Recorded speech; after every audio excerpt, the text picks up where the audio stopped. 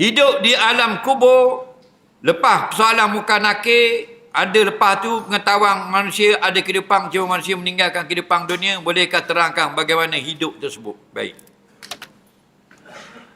Orang yang hidup mati. Apa mati? Jasadnya mati. Kenapa? Kerana sudah tidak ada roh. Yang mati ialah jasad. Yang hidup itu roh berterusan sampai ke hari kiamat. Sebab tu dalam kitab-kitab hadis, bila dicabut roh, dia ambil oleh malaikat. Sama ada roh orang beriman atau roh orang kafir. Jasad tinggal taumuh. Orang nak bagi nawak, orang nak bagi mandi, orang nak bagi kapang. Roh dia ambil dari malaikat. Okey? Roh orang beriman dinaikkan ke langit macam cerita Isra Mi'raj dan ditunjuk syurga neraka. Lepas tunjuk syurga neraka, diturunkan semula ke bumi, menunggu untuk sampainya malaikat muka nakir, lalu diletakkan pada jasadnya semula. Lalu hiduplah dia di alam barzah, mati dia di alam dunia. Cerita dia lebih kurang itu. Lebih pada tu wallahu alam, Allah lebih tahu. Kita cerita ni sekadar dalam hadis.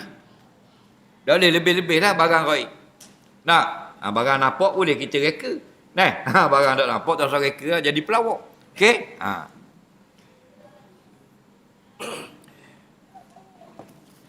Maka hidup di alam barzah. Hidup lagu mana? Hidup yang sekadar-kadar yang hendaki oleh Allah. Hidup yang sempurna? Tidak. Hidup yang sempurna, roh para nabi dan roh yang mati syahid. Itu disebut oleh ulama. Nampak? Ada roh kita ni sekadar mana? Sekadar mana orang datang ziarah, Allah kembalikan roh ke kubur untuk menjawab salam dan kenal. Ma min muslimin mara bi qabri akhihi kana ya'rifuhu fid dunya wa sallama alaihi illa arafahu. Tidak ada seorang Islam yang lalu pada kubur saudaranya. Yang dia pernah kenal orang mati itu ketika hidup dulu, dia kenal orang mati itu.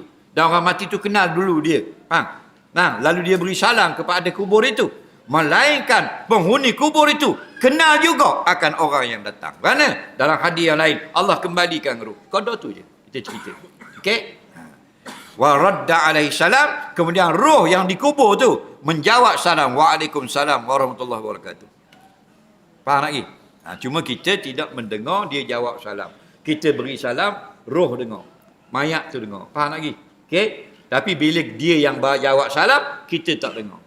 Kenapa kita tak dengar? Kalau Allah bagi kita dengar, jadi dua mayat. Kita mati pula kejut. Faham lagi? Sekadar tu saja. Dan roh orang beriman dia letakkan di dalam surga sampai hari kiamat. Okey? Soalan seterusnya.